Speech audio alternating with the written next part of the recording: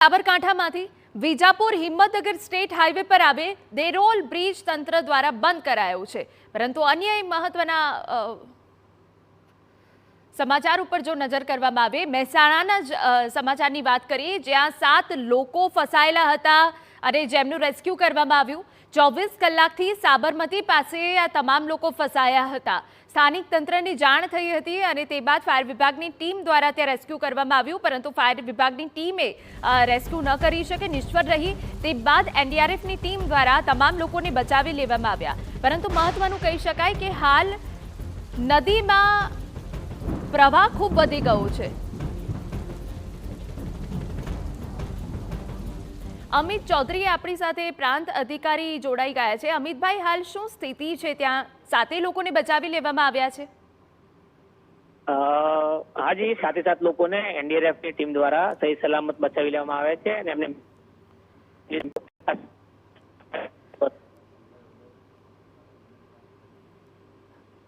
અમિતભાઈ, મારો અવાજ આવી રહ્યો છે?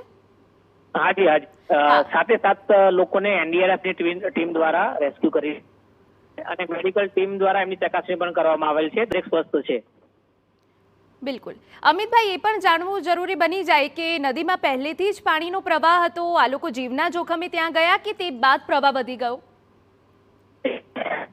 સ્થાનિક દ્વારા જાણવા મળે છે કે આગલા દિવસે ધરોઈમાંથી પાણી છોડવામાં આવેલું હતું, પાણીનો પ્રવાહ હતો પણ પ્રવાહ ઓછો હશે એ દરમિયાન એ લોકો વચ્ચેનો જે બેટ વિસ્તાર છે ત્યાં હતા અને તે પાણીનો પ્રવાહ આગળ ધરોઈ ડેમમાંથી પાણીનો પ્રવાહ સતત ચાલુ રહેતા લોકો પરત પછી તંત્રને જાણ કરતા તંત્રએ ફાયર બ્રિગેડ મહેસાણા ફાયર ઇન્જિનિયરને જાણ કરેલી, પરંતુ પ્રવાહ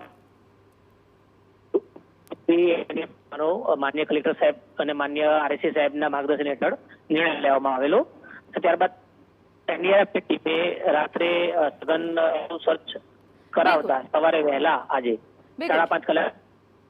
બિલકુલ અમિતભાઈ, એક છેલ્લો સવાલ બિલકુલ અમિતભાઈ, એક છેલ્લો સવાલ કે ફરી એક વખત આ પ્રકારની ઘટના ન બને તે માટે સ્થાનિક તંત્ર હવે શું પગલાં ભરશે?